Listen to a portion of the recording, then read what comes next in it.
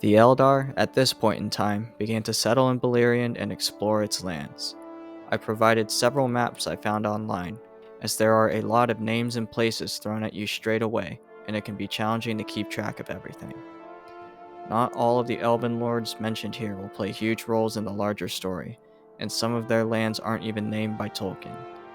Additionally, though the maps may not all be perfectly to scale, I think they're excellent in just showing the general location of everything.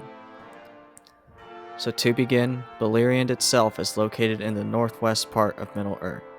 You can see it here in this great map from In the Reeds, and it overlays Beleriand with the rest of Middle-earth as we know it in the Third Age. And if you couldn't tell, spoiler alert, the entirety of Beleriand is destroyed at the end of the First Age in the War of Wrath. But for now, in the First Age at least, all the main battles and events take place in Beleriand, and not much is mentioned of the rest of Middle-earth. The elves that come to settle here and oppose Morgoth are a mix of light and dark elves, or the ones who saw the light of Valinor in the two trees, and those who didn't. The two main races, if you will, are the Noldor and Sindar. The Sindar, ruled by Thingol, are the Grey Elves of Doriath, and have lived in the center of Beleriand since shortly after the awakening of the elves. The Noldor were part of the elves who journeyed to Valinor and were then exiled. Their chief purpose now is to challenge Morgoth's rule and reclaim the Silmarils of Feanor. The High King of the Noldor is Fingolfin, and the Noldor themselves were scattered into many different realms.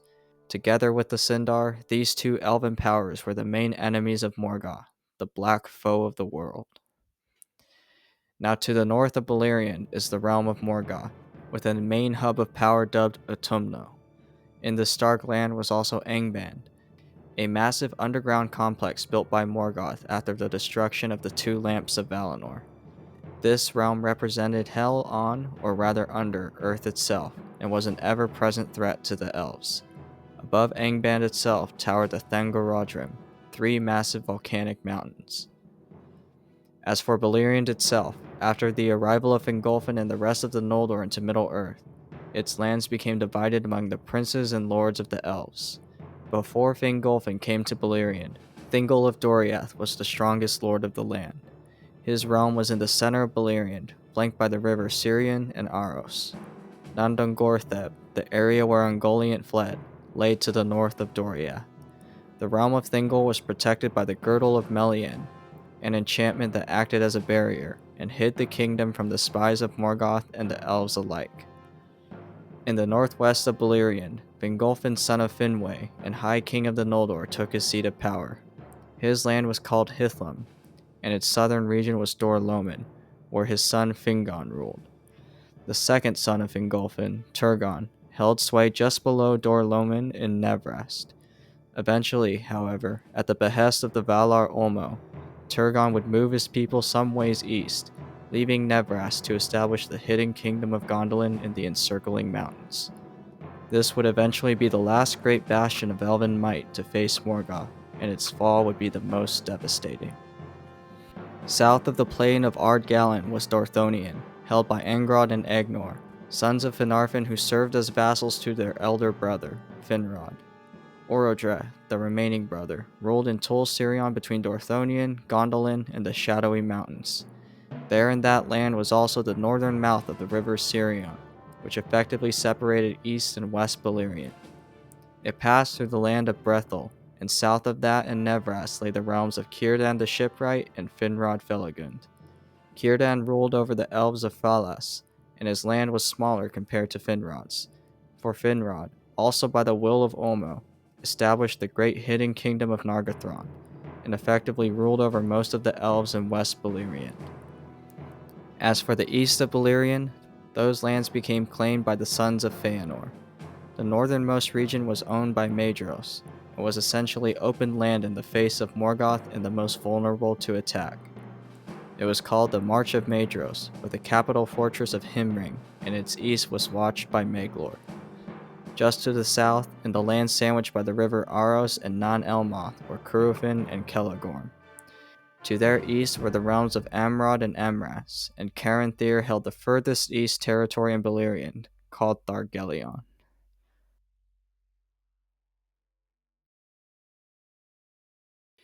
In Nebrast, Turgon's heart and desire turned ever more to the construction of his hidden city. So he gathered his best builders, and in secret from all other elves toiled for 52 years in the hidden vale. The city was named Ondolinde in the tongue of the elves of Valinor, but to the Sindar it was Gondolin, the hidden rock. Ulmo then appeared to Turgon once more, bidding him to go to Gondolin and build up its strength and keep it hidden from Morgoth.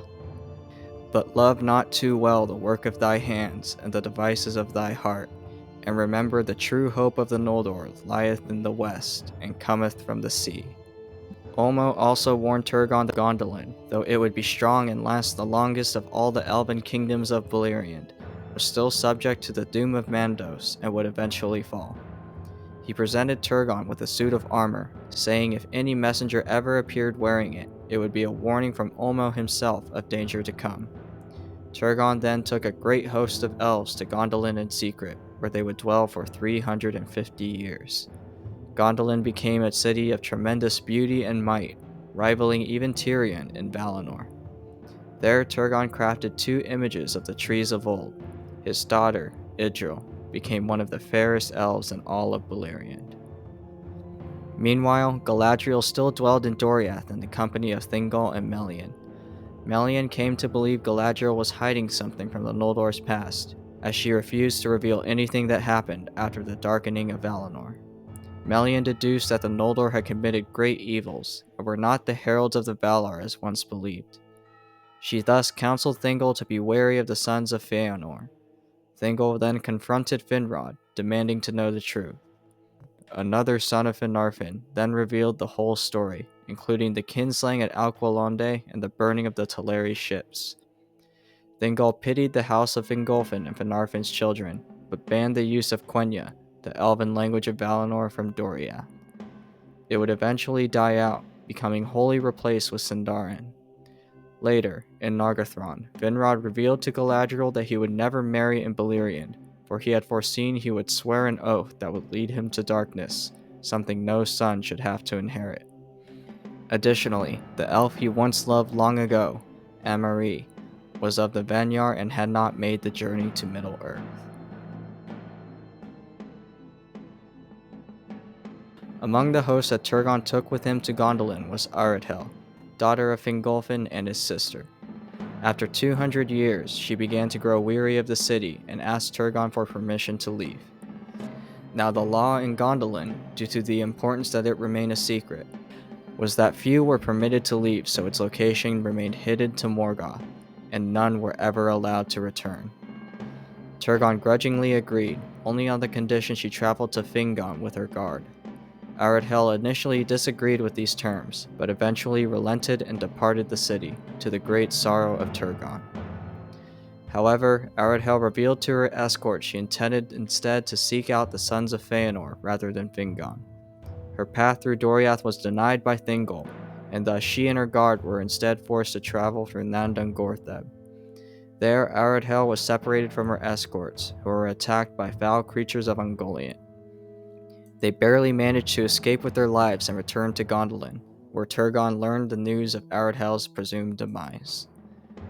But Aredhel survived, and doggedly continued on her journey. She passed through the lands of Celegorm for a year, then ended up in the forest of Nam Elmoth. This was the dwelling of Eol, a dark elf of distant kin to Thingol. He had shunned the Noldor and lived in the shadows, instead learning much of what he knew from the dwarves. Eol grew to be skilled at metalwork, even devising his own material called Galvorn, a thin black metal resistant to all blades. He first saw Aredhel in secret when she wandered into his forest, and was captivated by her beauty. Eol then set an enchantment on the tree so she could not find her way out, and was eventually forced to find his own halls. He then welcomed her with open arms, and took her as his wife. While Aredhel wasn't necessarily unhappy living with Eol, he confined her to only venturing out in nighttime, and she was not permitted to seek the sons of Feanor. In time, she had a son with Eol, named Maeglin. Maeglin grew to resemble the Noldor in appearance and skill of words, but his heart had the same darkness and mistrust as Eol's. He loved Aredhel dearly, and was captivated by her tales of ages past, particularly those of Turgon. During this time, Eredhel began to feel a longing to return to Gondolin and her brother once more. However, she would not tell Maeglin, who greatly desired to know its secrets, of the way to find the city. Eöl disapproved of Maeglin's ambitions and told him his loyalty lay with his house and not Turgon's. Then one midsummer, when the desire to see Gondolin was too great, Maeglin convinced Eredhel to run away with him to the Hidden Kingdom, away from Eöl. Eöl discovered their absence after 2 days and began to pursue them. He was intercepted by soldiers of Curufin and turned away from their land, but Curufin revealed that Maeglin and Eredhel were riding west. He then shunned Eöl and forbade him from returning. Now filled with hate, Eöl deduced Eredhel and Maeglin were traveling to Gondolin and set out to find them once more. He was correct, for Eredhel and Maeglin had found the secret way and made it to the hidden gates of Gondolin. They were welcomed by Turgon, who bestowed high honors on Maeglin. Maeglin, however, was captivated by the city's beauty, but none more so than Idril, daughter of Turgon, and he began to desire her greatly. Unfortunately, Eöl then discovered the city's gates and was captured by its guard and brought before Turgon. He revealed that Eredhel was his wife and demanded that he be allowed to leave with Maeglin, his son. However, Turgon refused, for this greatly jeopardized the existence of Gondolin. Furious, Eöl bore a javelin and threw it at Turgon, but Eredhel jumped in front of her brother and it took her in the shoulder. The weapon was poisoned and she died later that evening. Turgon executed Eöl, casting him off the heights of the Caragdur. Before falling to his death, Eöl cursed Maeglin, foretelling he would fail in all his aspirations and die in the same way as his father. Time passed, and Maeglin grew to be of great repute in Gondolin, both in counsel to Turgon and in battle. Under his guidance, the Gondolindrim became one of the most powerful fighting forces in Beleriand, and Maeglin was now truly among the mightiest of the princes of the Noldor. Yet in his heart he still loved Idril, and she did not love him back. And slowly his thoughts turned to bitterness and darkness. Thus it was in Gondolin, and amid all the bliss of that realm, while its glory lasted, a dark seed of evil was sown.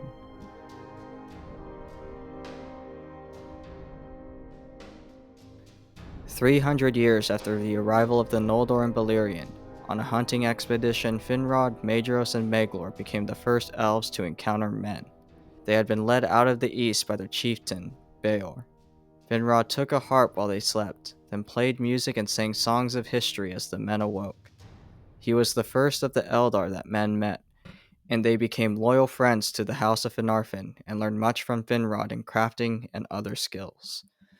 Now Morgoth, true to his nature, sought to corrupt men when they first awoke in Hill Dorian, but his plans were unsuccessful because of the low population of men at the time and the growing strength of the Eldar in those days. Beor also told Finrod of a separate group of men, the Haladin and other groups led by the chieftain Marag, who were also traveling west. However, this troubled the Green Elves of Osarian, who sought no quarrel with men and were reluctant to share their lands with them. So Finrod and Beor then led the men to the land of Estolad, the encampment. Finrod then departed to be with his people once more, and Beor accompanied him as a vassal. As for Marag's people, they settled in Thargelion, the land of Caranthir, son of Feanor. However, they soon moved to be neighbors of Beor's people, and a friendship soon formed between the two. These 3 groups in total, Beor's tribe, Marag's, and the Haladin, were visited by many elves and given the name Atani. However, in Beleriand they became known as the Edain, a name exclusively for the 3 groups of elf friends. Many of the Edain then entered the service of the Elven Lords, including Malek, son of Marag, who was given a new name of Arantar. Over a span of 50 years, the Edain slowly began to migrate west, where thousands were welcomed by the 3 kings of the Noldor. Thingol, however, remained wary, as in his dreams he saw ill tidings that came with the arrival of men in the west. Thus Doriath remained closed to the Edain. However, the schemes of Morgoth bore some fruit, and there came to be some dissension among men. Bereg of House Beor feared the wrath of Morgoth and would not lead his people into Beleriand, even questioning the existence of the Valar and the integrity of the Eldar. Thus some men were cautious enough to flee those lands, and departed from the histories of Middle-earth. Morgoth now sought to wholly destroy men, and sent a force of orcs against the Haladin and Thargelion. The scattered homesteads of men were slow to unite, but eventually marshaled their strength under the leadership of Haldad, and his son Haldar and daughter Haleth. However, in battle Haldad and Haldar fell, and the people now looked to Haleth for leadership. Caranthir's forces then drove the orcs back, and Haleth was offered lands farther north. However, she decided to move her people west, and was able to obtain Thingol's permission to settle in the forest of Brethil. Her valor was praised by elves and men alike, and when she passed, she was known in Sindarin as Haud and Arwen. This migration led Midi-Edain to live in Eldar lands, and the two peoples formed alliances. The Edain were given their own territories and chieftains, and learned much from the Eldar and marched together with them in war. Hador Lorindol, the great-grandson of Malak, entered the house of Fingolfin himself. He was eventually given lordship of Dor-Lomin, and became the most powerful chieftain of the Edain. In Dor-Lomin only Elvish was spoken, but the language of men was remembered and would eventually become the language of Numenor. From Hador his line continued in Galdor and Gundor. The sons of Galdor were Hurin and Huor. The son of Hurin was the infamous Turin, and Huor's son was Tuor, the father of Eärendil the Mariner. Meanwhile, the people of Beor were led by Boromir, the grandson of Beor and lord of Dorthonion. His house would eventually join with Hador's through marriage with his great-granddaughters, being the mothers of Turin and Tuor. One of his great-grandsons was Beren One-Hand, who would eventually marry Lúthien, the daughter of Thingol. From this line came Elwing, the wife of Eärendil, and from them began the fabled line of the kings of Numenor. Though the migration into Beleriand lengthened the lives of the Edain, eventually Beor the Old died at the age of 93, having served Finrod Felagund for 44 years. Nonetheless, the Edain continued to learn from the elves in spite of their shorter mortal lives, and they became the mightiest and most wise of all the second children of Ilúvatar. The idea of mortality and the inevitable fate of death was something that constantly hung over the heads of men, where they looked at the firstborn elves and marveled at their immortality. Their fate was deemed a gift by Ilúvatar, though the perception of this was twisted and corrupted by Morgoth into a curse. However, though elves can die as well, their spirits are forever bound to the fate of Arda, and are, perhaps, cursed to perish with it at the end of days. The spirits of men are not constrained by this condition, and pass from the halls of Bandos to a fate beyond the understanding of the Valar. They are not bound to the fate of Arda, and are thus less burdened by its marrings and sorrows. This is the gift of Ilúvatar. For men, not limited by the fate of the world, have the ability to choose their own destiny and shape their lives to their own desires.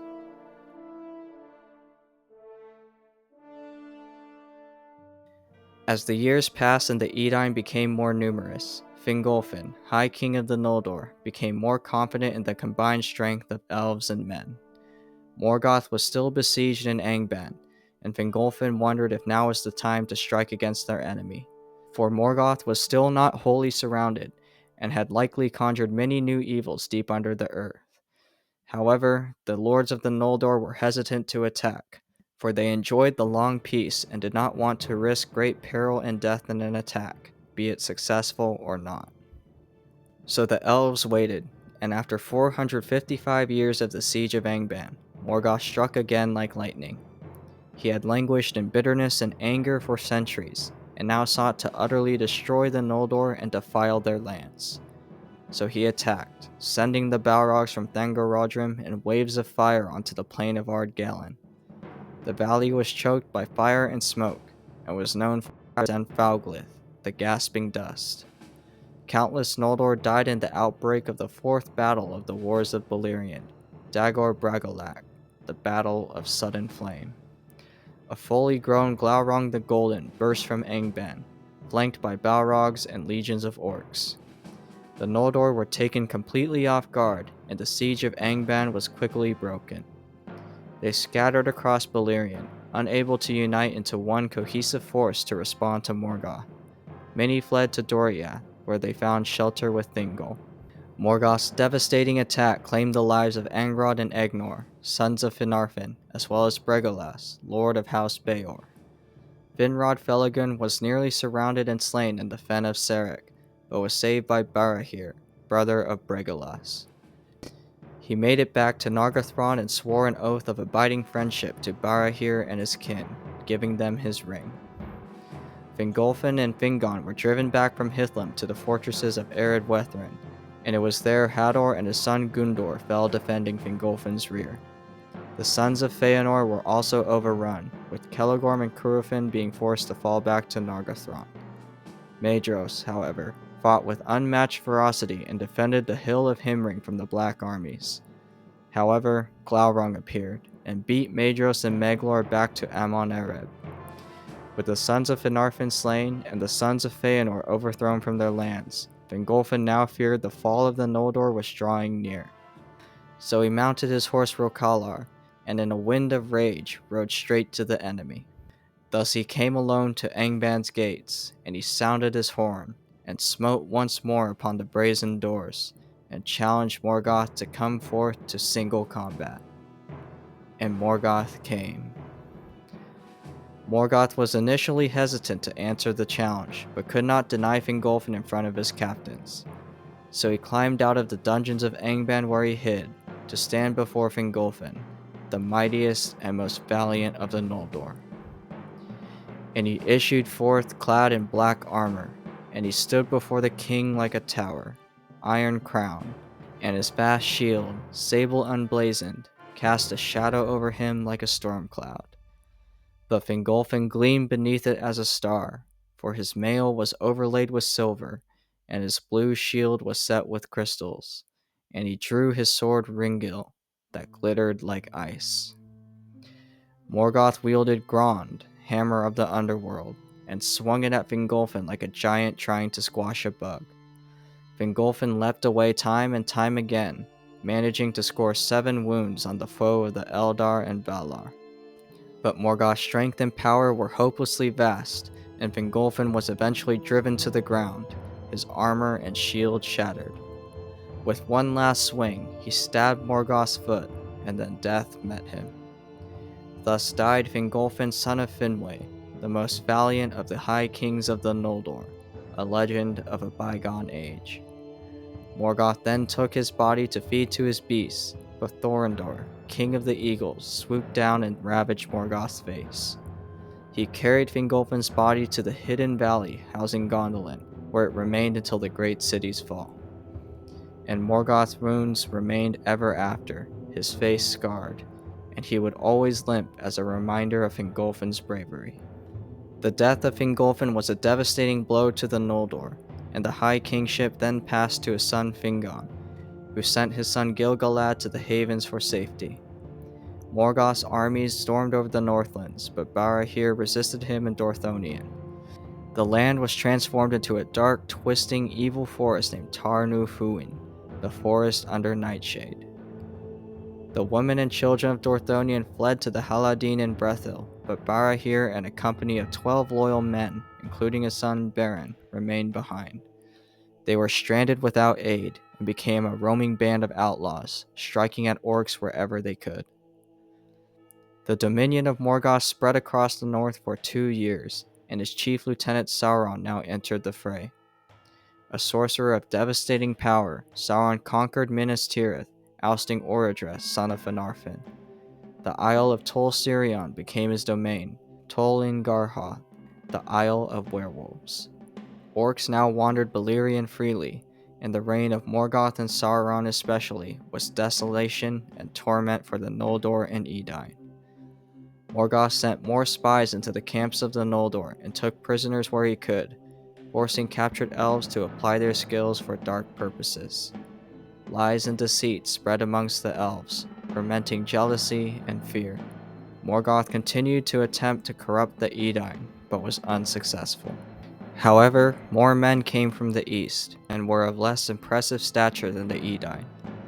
Maedhros felt driven to form alliances with them, given the proven weakness of the Noldor and Edain when compared to the armies of Angband.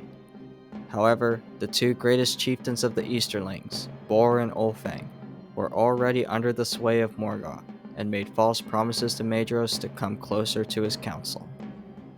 The Haladin in the southern regions were initially unscathed by war, but soon came under duress in the forest of Brethil. Led by their lord Halmir and Bileg Strongbow, they drove back the orcs and kept the forest under close watch, with the support of the kingdom of Nargothrond. Meanwhile, Hurin and Huor, sons of Galdor, were dwelling with the Haladin at the time. During the Dagor Bragollach, their company was cut off, and they wandered lost in the wilderness for a time. Ulmo, however, watched over them and raised a mist to hide them from their enemies. Then Thorondor spied them both, and sent eagles to fly them to the encircling mountains and the hidden city of Gondolin. They were warmly welcomed by Turgon, who was approached by Ulmo earlier in a dream foretelling their arrival. Hurin and Huor stayed in Gondolin for a year, until they felt compelled to return to their people. However, against the council of Maeglin, who looked down upon the race of men, Turgon allowed Huor and Hurin to leave out of the love he bore for them both. So the two swore an oath of secrecy and journeyed back to their people. Though both kept the nature of their inexplicable survival as secret as promised, the spies of Morgoth learned of their story and relayed it to their master. Gondolin by now was a city of great strength, but Turgon still believed now was not the time to reveal its forces to the Noldor and Morgoth. He began to send companies of ships to search for Valinor, to ask for pardon and remittance, but none of the messengers ever returned. Morgoth, meanwhile, now began to grow more aware of the hidden strength that was possessed by Turgon and Finrod Felagund in Gondolin and Nargothrond. Gondolin in particular troubled him, and more spies were sent by the day to discern its location. Though he had scored a massive victory in the Dagor Bragollach, his forces needed to be re-strengthened as the elves and men slowly recovered. 7 years after the fourth battle of the Wars for Beleriand, Morgoth attacked once more. The Black Army struck at Hithlum, where Lord Galdor of Dor Lomin fell, but his son Hurin rallied the Edain and pushed back the orcs. Fingon was besieged on all sides on the plains of Hithlum, but was saved at the last moment by the elves of Falas, for Círdan sent a flanking force of ships that dropped in elves from the west. The orcs were driven back, and Hurin became lord of the House of Hador.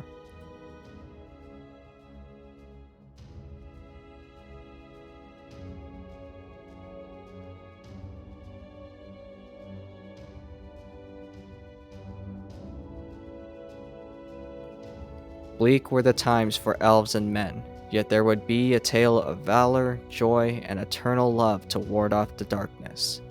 It began with Barahir of Dorthonion, on the run with his band of 12 loyal men after the death of Fingolfin. They went into hiding in the lake of Tar Luin, where Morgoth could not find them. However, Sauron took over the search and sought to destroy them.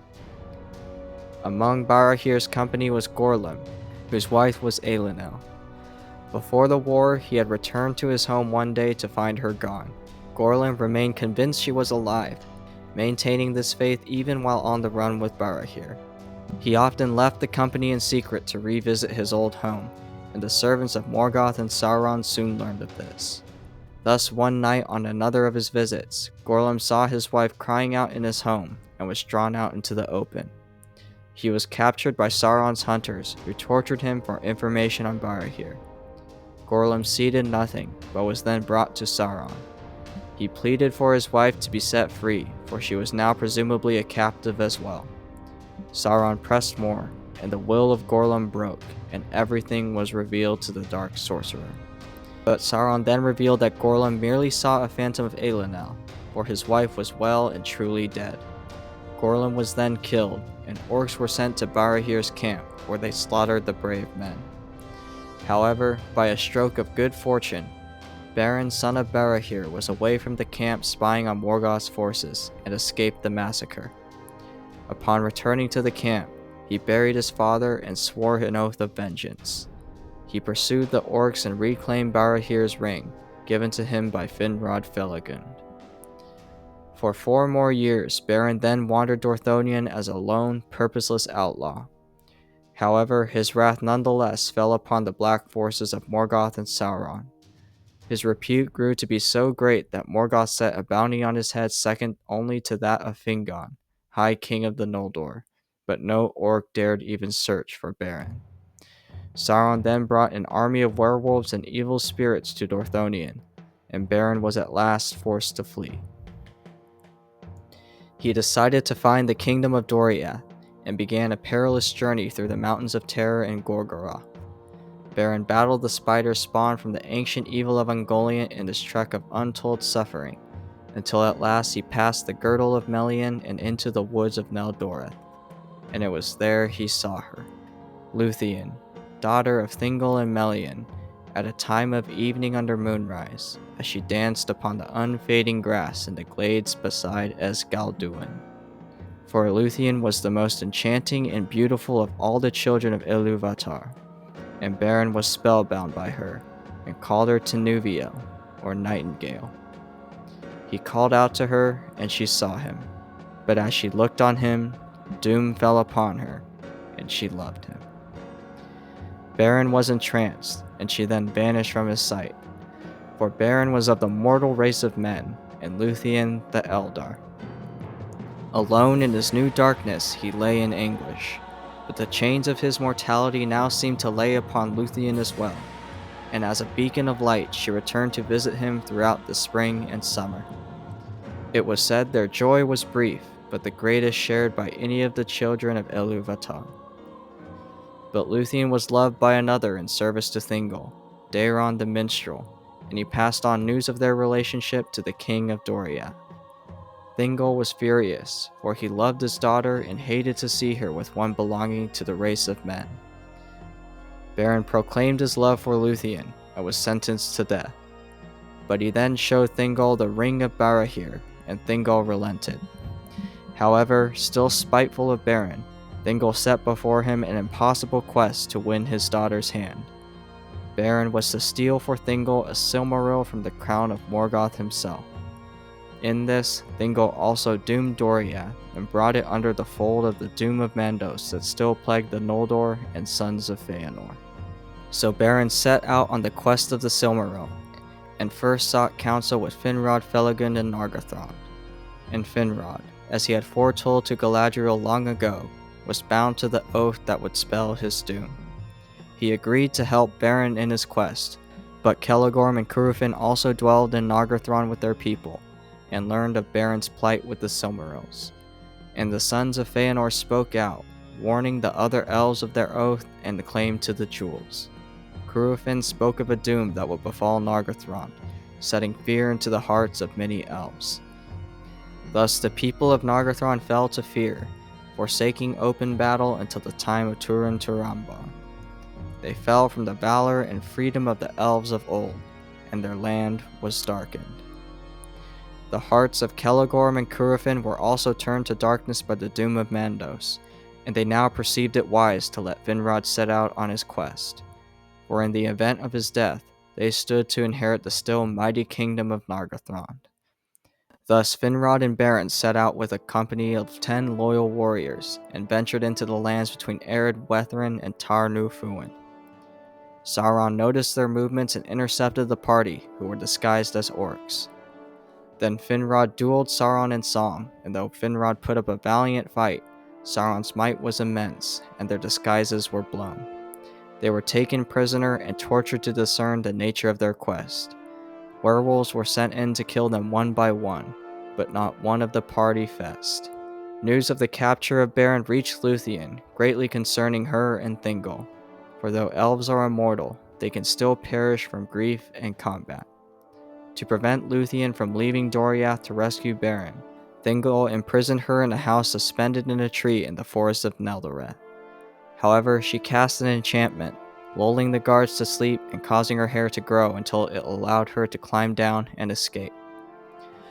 Unfortunately for Lúthien, at the same time as her escape, Celegorm and Curufin were on a hunting expedition in the woods. They were accompanied by Huon, a mighty hound born in Valinor and granted to Celegorm by the Maya Orome. Huan was bound to the doom of the Noldor, and it was foretold he would die upon meeting the mightiest wolf to ever walk the world. He found Lúthien and brought her to Celegorm and Curufin, and she initially thought they would be her allies upon hearing they were sons of Feanor. The brothers agreed to help her and took her to Nargothrond. However, Lúthien was instead imprisoned in Nargothrond upon arrival, for Celegorm and Curufin had darker intentions. Already believing Beren and Finrod to be lost, they plotted to kidnap Lúthien and marry her to Celegorm. When they assumed control of Nargothrond, the brothers would then push for dominion of all elven kingdoms to finally reclaim the Silmarils. Now Huan pitied Lúthien, being a beast of honor, and he was able to understand elven speech. He was also granted the ability to speak, but only 3 times before his death. Huan chose his first time to talk to give counsel to Lúthien to escape from Nargothrond in the dead of the night. Meanwhile, only Beren and Finrod Felagund remained alive in the hands of Sauron. A werewolf then attacked Beren, but Finrod stepped in front and slew it, though he became mortally wounded. Thus Finrod died, having finally fulfilled his oath, but unaware of the peril his kingdom now lay in. Lúthien then arrived, and sang a great song, announcing her presence to Beren, who sang in response, but also Sauron. The Dread Lord sent wolves after Lúthien, but they were all slain by Huan. Then Draugluin appeared, the lord and sire of the werewolves of Angband. The battle between Huan and Draugluin was long and fierce, but Huan could not be overcome. Draugluin fled back to Sauron and died at his master's feet. Then Sauron, well aware of Huan's foretold death, transformed into a terrible werewolf himself and strode out for battle. But Huan still could not be defeated and grabbed Sauron by the throat. Sauron could no longer change form for risk of his spirit forsaking his physical body. He was forced to yield to Huan and Lúthien and ceded mastery of his isle to Lúthien. Sauron fled back to Morgoth and came to Tar Núthuin as a vampire. Lúthien freed all the captives and found Beren mourning by the side of Finrod, lying still. She took him in her arms, and Beren stirred and came back to her.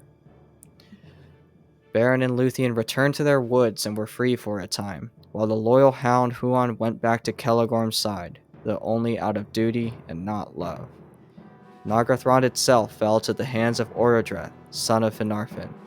Celegorm and Curufin were scorned for acting out of treacherous intentions, and were sent away from the kingdom with Huan.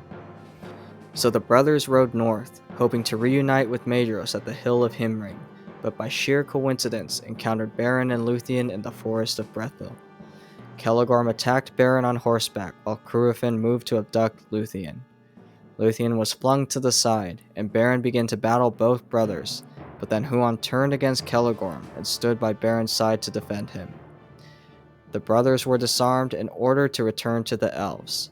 However, when Beren turned his back, Curufin took Celegorm's bow and loosed 2 arrows. The first was intercepted by Huan, but the second hit Beren in the chest, for it was aimed at Lúthien and he jumped in her way. Huan chased the elves away and brought back an herb for Lúthien, which he used to heal Beren. Nonetheless, the oath Beren swore to Thingol remained and hung over his head like a dark cloud. Upon their return to Doriath, he reluctantly stole away from Lúthien and made haste for Angband itself. He reached the Thangorodrim, and his heart broke upon seeing that Lúthien and Huan had followed him the whole way, for Lúthien could not bear to be departed from him again. Thrice now I cursed my oath to Thingol, and I would that he had slain me in Menegroth, rather than I should bring you under the shadow of Morgoth. But then Huan spoke for a second time, saying that Lúthien could not be saved from death any longer, that she was bound to Beren's mortal doom. So Beren and Lúthien then took the disguises of Draugluin and Thuringwethil, a bat-like messenger of Sauron, and pressed on as Huan left them to their quest. After many perils, they reached the gates of Angband. But there they saw a new foe, Carcharoth, the Red Maw, a massive wolf bred by Morgoth specifically to counter Huan, the warhound of the Valar. However, by the powers of Lúthien, she was able to immediately send Carcharoth into a deep slumber by singing. Then together, Beren and Lúthien descended down the stairs to Morgoth's throne room, the greatest deed of valor ever committed by elf or man. Then they came upon Morgoth himself, with Beren slipping unseen into the shadows, and Lúthien capturing the attention of the enemy with her beauty. Lúthien then began to sing, sending Morgoth's court to sleep. The Silmarils on Morgoth's crown lit up, and she cast upon him a dark dream, reminiscent of the void from where he had come. And Morgoth also fell asleep, his crown of iron falling from his head. Lúthien then roused Beren, who cut a Silmaril from the crown. He then tried to cut away the remaining two, but the doom of the Silmarils worked in odd ways, and his knife shattered, slicing the cheek of Morgoth. The enemy stirred and groaned, and Beren and Lúthien fled for the gates. However, by now Karkaroth had awoken, and upon seeing them, attacked. Beren tried to defend Lúthien, holding the Silmaril above his head, but Karkaroth bit his hand off, and consumed it and the Silmaril. The insides of the great wolf became afire with a maddening pain, and he fled the northern lands and went on a murderous rampage. The hosts of Morgoth awoke, and Beren now lay dying, for Karkaroth's fangs were sharp and laced with venom. But the eagles came, and led by Thorondor they bore away Beren and Lúthien as a vengeful Morgoth raged at the theft of one of his Silmarils. Beren and Lúthien were taken back to Doriath, where Beren was brought back from the brink of death by Lúthien's love once more, though his face would forever wear the marks of grave suffering. He was given the name Urkamian, the One-Handed. Meanwhile, the kingdom of Doriath was in turmoil, for they believed Lúthien to be dead. Thingol, however, learned she was alive, and that Beren and Finrod were allegedly dead. He sought aid in looking for Lúthien from the sons of Feanor and Himring, but along the way his messengers encountered Karkaroth, still mad with pain. The great wolf now rampaged in the forests of Doriath, and at that time Beren and Lúthien miraculously returned to Thingol and the gates of Menegroth. Beren told the tale of their quest, and how he stole a Silmaril, though it was now in the belly of Karkaroth. And Thingol was moved, for the deeds of Beren and the love of Lúthien were extraordinary and far surpassed all his expectations. Beren was at last allowed to take the hand of Lúthien. However, the danger of Karkaroth remained. A hunting party was formed, consisting of Huon the Hound, Beren, Thingol himself, and many others. Upon encountering Karkaroth, the wolf attacked Beren, wounding him in the chest. But then Huon wrestled him away, and a savage fight erupted between the Hound of Valinor and the wolf driven by the hate and evil of Morgoth. Here, Huon's doom was fulfilled, and he slew Karkaroth at the cost of his own life. As Huon lay dying from venom, he spoke for the third and final time, bidding Beren farewell. Then the belly of Karkaroth was slit open, and within it was the Silmaril. Beren took it and handed it to Thingol. Now the quest is achieved, and my doom is wrought, and he spoke no more. Beren was brought back to Lúthien and Menegroth, and he looked upon her one last time before he died. She bade him wait for her beyond the western sea, and there Beren's spirit remained in the halls of Mandos. It was to be one last goodbye before his spirit as a man departed forever. The spirit of Lúthien left her body and went to the halls of Mandos, and knelt before Mandos himself and sang to him. Such a grieving and moving theme it was that Mandos was compelled to pity Beren and Lúthien. However, he had no power to withhold the spirits of men within the world, or change the will of Ilúvatar. So Ilúvatar himself was consulted, and two choices were given to Lúthien. She could be released from the halls and sent to Valmar, where all her griefs would be forgotten, but Beren could not follow. Beren could not be granted immortality, for death was the gift of Ilúvatar to men. However, Lúthien was also given the choice of choosing a mortal life with Beren, subject to a second death and fading into song. This doom she chose, forsaking the blessed realm and putting aside all claim to kinship with those that dwell there.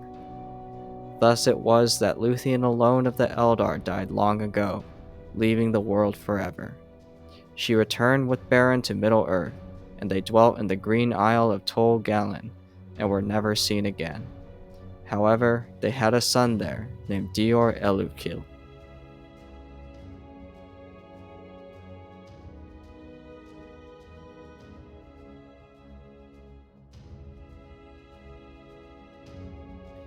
The tale of Beren and Lúthien spread across Beleriand, and Maedhros was now emboldened to strike again at Morgoth. He formed a great alliance among the Eldar and Edain called the Union of Maedhros. However, the Oath of Feanor and its evil effects still lingered in the Elven kingdoms, and little aid was sent from Nargothrond and Thingol of Doriath. Orodreth, the son of Finarfin, loathed to heed any summons from the kin of Feanor, and only a small company that went against his wishes ended up supporting Maedhros. None would ever return. Thingol, meanwhile, had grown to covet the Silmaril in his possession, much to the ire of Celegorm and Curufin, who were still bound by the oath. The brothers swore to openly destroy Thingol for holding what they believed was rightfully theirs, and Thingol sealed the borders of Doriath once more. But the Naugrim and men of houses Beor, Haldor, and Haleth all joined Maedhros, and news of the union also reached Turgon, still hidden in Gondolin. Maedhros perceived his strength to be great, but moved too quickly. The orcs were driven out of the northern region of Beleriand and Dorthonion, but Morgoth quickly became aware of the new league of elves, dwarves, and men. Many spies were issued from Angband, and he still had the corrupt men from the east deep in the council of the sons of Feanor. Maedhros now gathered his forces and marched towards Angband. He planned to attack it from the east and west, and marched over Anfalglith. This was planned to bait Morgoth out, upon which Fingon would launch an attack from Hithlum, signaled by the lighting of the Dorthonian beacon. On the appointed day, on the morning of midsummer, the trumpets of the Eldar greeted the rising of the sun. And in the east was raised the standard of the sons of Feanor, and in the west the standard of Fingon, High King of the Noldor. The great army watched as black smoke rose about Thangorodrim, and they knew their challenge was answered. And then they saw to the south an unexpected host, for Turgon had come in might from Gondolin, bringing an army of 10,000 strong to the aid of his brother. Fingon rejoiced, believing the Union now had a great chance of victory. Morgoth then moved, sending a force across the Anfalglith while keeping a large amount of reserves. By now, the elven forces were itching for combat, but among their hosts Hurin urged caution, well aware of the guile and cunning of Morgoth.